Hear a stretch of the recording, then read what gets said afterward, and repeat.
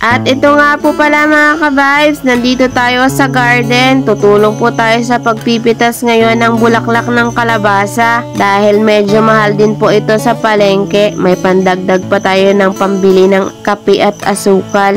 At yan nga mga ka-vibes, may nauna nang napitas dyan si mama. At yan nga naglagay pa siyang ulit. Ako na ang magtatalin nito mga ka-vibes para naman mabilis kaming matapos. Gusto ko nga itong bulaklak ng kalabasa mga ka-vibes ihalo sa mga gulay o kaya sa mga karne.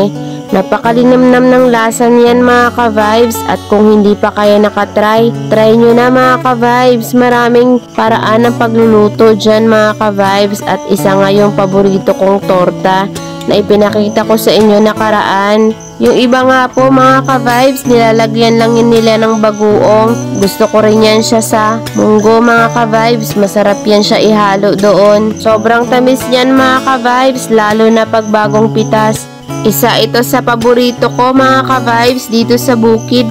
Lalo na siguro pag namumulaklak na yung alokon namin. Wow, napakasarap nun ipaghalo silang dalawa. Yung dininding mga ka-vibes na paborito ng mga Ilocano. Hay, nag-iisip na naman ako ng mga luto-luto. Nagugutom na naman ang inyong ka-vibes. Tapusin na nga natin tong video. Bye-bye!